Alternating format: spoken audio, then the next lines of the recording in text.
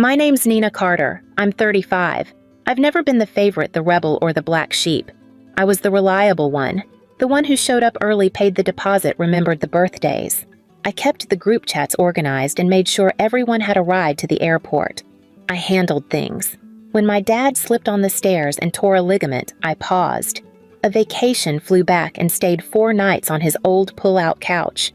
My younger brother Derek said he'd come by if work wasn't crazy. He never did.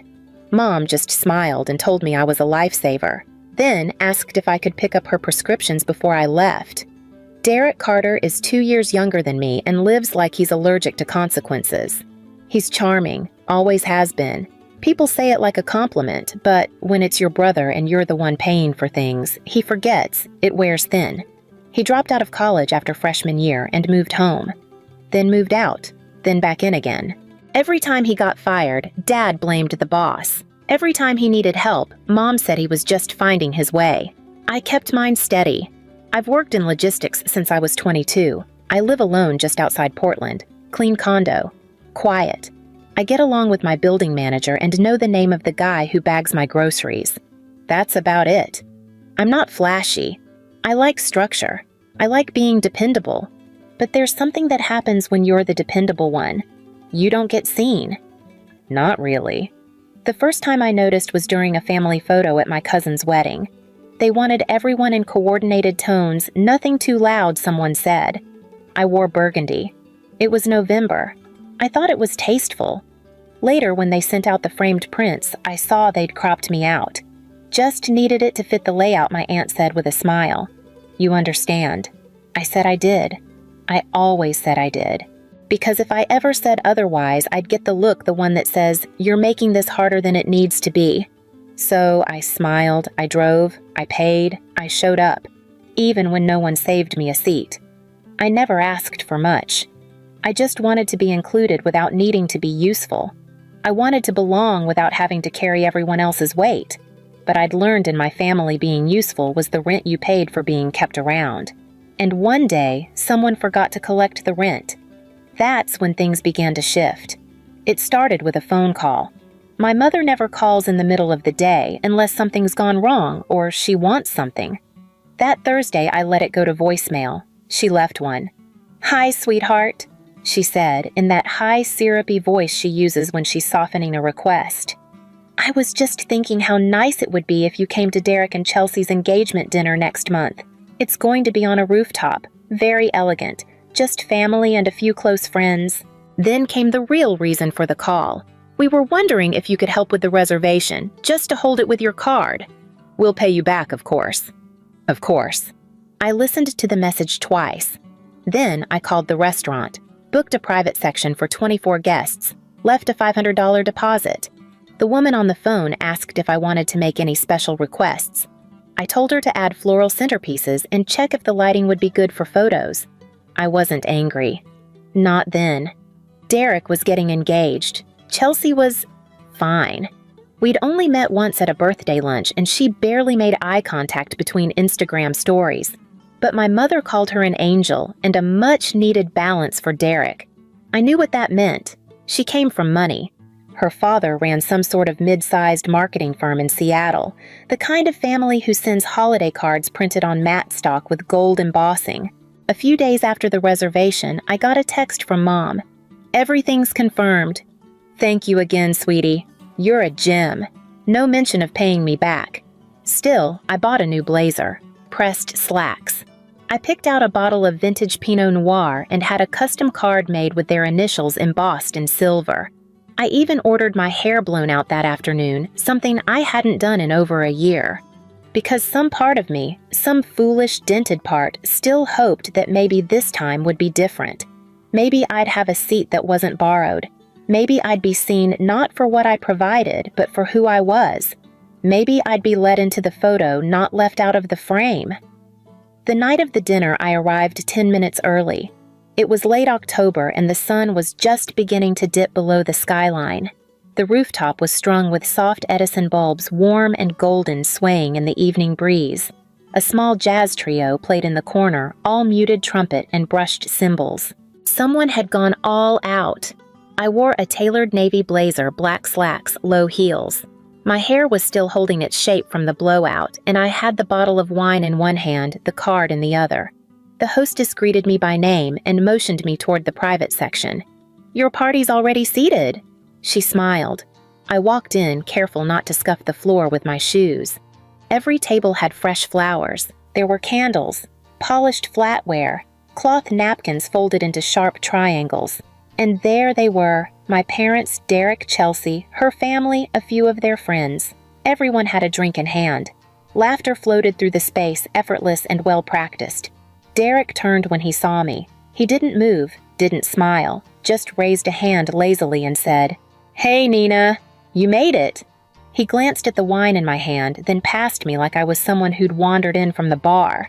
Then he nodded toward the side. "So, yeah, that table's just for family and all. But we've got you a spot over there." I followed his finger. A folding chair, against the wall, next to a plastic trash bin lined with a black bag. The table beside it was smaller round, clearly meant for overflow. One seat, no place setting. My mother gave me that tight-lipped smile, the one that says, "Please don't make this complicated." Dad raised his glass in a vague, uncomfortable toast. Chelsea didn't look up from her phone. I stood there for a beat too long, the wine sweating in my hand. Then I nodded, walked to the chair, sat down, placed the bottle on the ground beside me. I didn't take my coat off. The waiter came by, asked if I was with the main party. I said yes. He brought me a glass of water. That was all. For the next 90 minutes, I watched as they toasted past plates, opened small gifts. Derek gave a speech about finding the one and being surrounded by the people who matter most. I watched my mother wipe away tears when Chelsea called her the best future mother-in-law a girl could ask for. No one looked my way. No one asked if I'd eaten. I stared at the napkins on their table, folded deliberate perfect. At my table, there was none. Dessert had just been served, some elaborate layered thing with edible gold flakes and hand-whipped cream. Someone snapped a photo of it before the first slice was cut. The jazz trio shifted into a slow standard. The sun was gone now, replaced by city lights and the cold gleam of steel across the skyline. I hadn't spoken since I sat down. No one had come over. My coat was still buttoned. That's when the waiter returned. He was holding a small leather folder. He stopped beside their table and glanced down at the check, then over at me. "Excuse me, ma'am," he said quietly. "The total comes to $3,218. Should I run the same card we have on file?" Heads turned. Derek looked up from his slice of cake. "Oh yeah?" he said, nodding casually. "Nina's got it." The waiter looked back at me. I took a slow breath, then smiled. Not wide, not cold, just settled. "Actually," I said, keeping my voice low but clear, "that's not my table." There was a pause, the kind that sucks the air from a room. "I was told it was for family only," I added. "I'm over here." My mother froze wine glass mid-air. Chelsea looked up for the first time all night. Her father furrowed his brow. Derek's jaw tightened. The waiter hesitated, confused. "But you made the reservation, ma'am." "I did." I nodded. "I booked it, paid the deposit, requested the flowers. But I didn't eat. I wasn't welcomed. I'm not on that table's tab." No one spoke. You could hear the flick of a lighter as someone tried to relight a candle. I stood, picked up my coat, took one last glance at the folding chair still angled slightly toward the trash bin. Apparently that's where I belong. And I walked. Not fast, not dramatic. Just steady. The waiter was still holding the bill when I passed him. From behind me, I heard Derek's voice, half a laugh, half a snap. "Come on, Nina. It was a joke. You're seriously doing this." I didn't turn around. I didn't need to. I didn't go home right away. I walked for a while down 2 blocks past a bakery that was closing for the night, past a row of parked cars with fog on the windows. I still had the bottle of wine in my hand, still unopened. When I got back to my condo, I left the coat on. Stood in the kitchen for a few minutes, letting the quiet settle. The first message came 30 minutes later. "Derek, of course. You couldn't just pay and talk to me after." Then came one from my mother. "You embarrassed us in front of Chelsea's whole family. Was that your goal?" Neither one asked if I'd gotten home safe. I silenced my phone, but around 10:15 it lit up again. Unknown number. I let it go to voicemail, but they called a second time, then a third. Finally, I answered. "Hi, this is Chelsea." Her voice was softer than I remembered. No social media polish, no performative sweetness. "I know we haven't really talked," she said, "but can I ask you something?" I waited. "Did you really pay for everything? The deposit? The flowers that view?" I leaned back against the counter. "Yeah, I did." She was quiet for a moment. "They told my dad Derek planned it, said it was all his idea, that he paid for everything, that you insisted on sitting apart because you were introverted. That last part made me exhale through my nose. I didn't insist on anything I said. They asked. I said yes. I didn't expect anything back, but I didn't volunteer as a prop." Another pause. Then she spoke again. "My dad's furious. He said he wouldn't have agreed to the restaurant if he'd known someone they shoved in a corner was footing the bill." I didn't say anything. "I'm not trying to take sides," she added. "I just thought you should know." We ended the call not long after that. No tension, no thanks. Just a quiet hang-up like neither of us quite knew what to do with what was left. The silence after felt heavier than anything anyone had said, but for once, I wasn't the one carrying it. By morning, the family group chat was on fire. It had been quiet for days before the dinner. Usually, it only flared up around holidays or when someone posted a blurry photo of a birthday cake, but now it was pinging non-stop. "Mom, Nina, we need to talk. Call me when you have a minute. Derek. You seriously messed this up with Chelsea's family. You owe us a fix. Dad. This is getting out of hand. Just apologize and let's move on." I didn't respond. I read them once archived the thread and made coffee. It wasn't just about the folding chair. It wasn't about the wine or the lack of a place setting.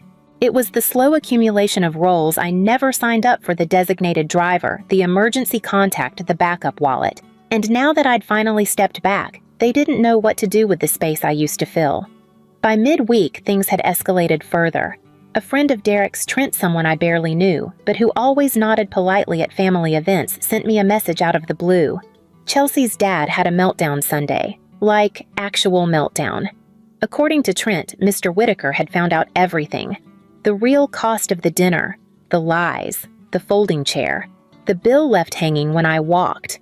He was furious, not just at Derek, but at the entire performance. If this is how they treat their own blood, he reportedly said what happens when you marry into it. The next day, Chelsea moved out of Derek's condo and back to her apartment. The Pinterest boards disappeared. The venue request was canceled. Their shared calendar flights, dress fittings, tastings went blank. Derek tried to call me 3 times. I didn't pick up. He left a voicemail on the 4th. "Just fix it.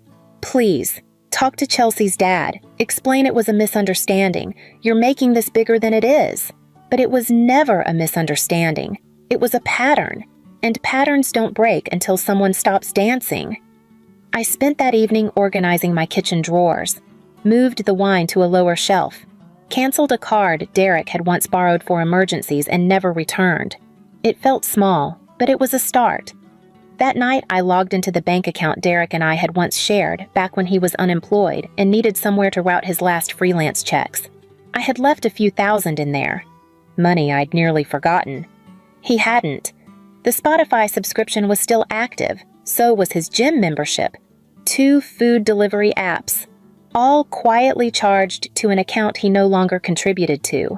I transferred the balance to my personal savings. Then I called the bank, closed the account completely. It felt clean. The next morning, Derek called 4 times before noon. On the 5th, I picked up. "What the hell, Nina?" His voice was sharp, panicked. "My card's not working. It says the account's gone." I said nothing. I had dinner plans with Chelsea tonight. I was gonna take her to that Italian place she likes. Now I can't even get an Uber. I let a breath settle before I spoke. I closed the account. "You what?" "You can't. I can." I said flat. And I did. There was a pause, then a shift in his tone, that wheedling, slippery register he always used when charm didn't work. "Come on, Nina, don't do this. You're jealous. Admit it. You've always hated that I got the attention. That made me laugh. Not bitter, just tired. Derek, you really think Chelsea's dad is still on your side? Silence. Don't worry, I said. You'll figure it out. You always do. Maybe Mom can open another card for you, or Dad can talk to her again. That seems to work. Nina, stop. I hung up. That was the last time he called. A few hours later, I got an email. The subject line read, "I think we need to talk." It was from Chelsea. I opened the email later that evening. The subject line, "I think we need to talk," sounded heavier than it should have. I made tea first, sat by the window, then clicked. It was longer than I expected, polite but unraveling at the edges. She started by saying she hadn't realized how things looked not until everything fell apart. Not until her father started asking questions neither she nor Derek could answer. I was so focused on making it perfect, she wrote that I didn't stop to ask who was holding it all together. She admitted she'd believed Derek when he told her I'd insisted on paying, that I didn't like crowds, that I preferred to be separate. Then she called the restaurant herself, spoke to the manager, got the itemized receipt. The story cracked. I ended the engagement last night, she wrote. Not because of one night, because of everything it showed me. She described Derek's patterns, how he downplayed her concerns, how he joked when she cried, how he called everyone too sensitive when things got serious. You were the only one who stayed calm, she added, and you were the only one no one looked at. The line sat there for a while before I kept reading. She didn't ask for a response. She wasn't looking to commiserate. She just said, "I see it now, and I'm sorry I didn't see it sooner." I read it twice, then archived the message. I didn't need more than that. Sometimes the apology isn't for healing, it's just a small weight finally moved off your chest. The next day, the group chat went quiet again, and for once, I didn't wonder if they'd reach out. I wasn't waiting for it. She came on a Sunday. I heard the knock just after noon. When I opened the door, my mother stood there in a long cardigan holding a glass dish of lasagna. Her eyes looked tired. She didn't wear makeup, just a hint of lipstick faded at the edges. "I brought you dinner," she said. I didn't take it, just opened the door a little wider. She stepped inside, quietly. She sat at the kitchen table. Not the couch, not the stool by the counter, the actual chair across from mine, the one I usually kept empty. Same fingers, same restless tapping. But this time, no rehearsed lines. No, he didn't mean it. No, you're just tired. She looked down, then up. "I owe you an apology," she said. I crossed my arms, waited. "Just one," I said. Her lips pressed together, then loosened. Probably more than one. She took a breath slower than I'd ever seen her. We didn't see it, not because it wasn't there, but because we didn't want to. She stared at her own hands like they might explain something she couldn't say. "You never asked for anything. That made it easier to forget you were always giving." I didn't speak. It wasn't right. I know that now. We didn't talk long. She left the lasagna and I walked her to the door. At the threshold, she looked back once. "Take care of yourself." Then she left. And the chair stayed where it was. Finally, someone had sat in it. A few weeks later, I booked a flight to Italy. It was a trip I'd postponed twice, once for Dad's surgery, once because Derek couldn't watch the house while I was gone. This time, no one asked. I didn't offer. Florence was cool in the evenings, warm in the day. I walked through quiet alleys, drank coffee that tasted like thyme, and bought a small wooden chair from a craftsman who carved initials into the frame if you asked. I didn't ask. I liked it plain. When I got home, I placed the chair on my balcony, facing east. Quiet. Solid. Just wide enough for me to sit and read or not read at all. Derek hasn't called since. From what I hear, he's back at Mom and Dad's, working odd hours at a startup he doesn't talk about. The wedding's officially canceled. Chelsea returned the ring. My parents message me sometimes, separately now. Short notes, no requests, just space. They invited me to Thanksgiving. "Only if you feel up to it," Mom wrote. I haven't answered. I bought a set of noise-canceling headphones. Started reading again real books, not guides on fixing people. I even found a therapist, not because I was broken, because I'd finally stopped waiting to be seen. I didn't pay their bill that night, but I collected on years of silent debt, and I'm not sitting beside the trash anymore. I'm at my own table, and I chose the chair myself.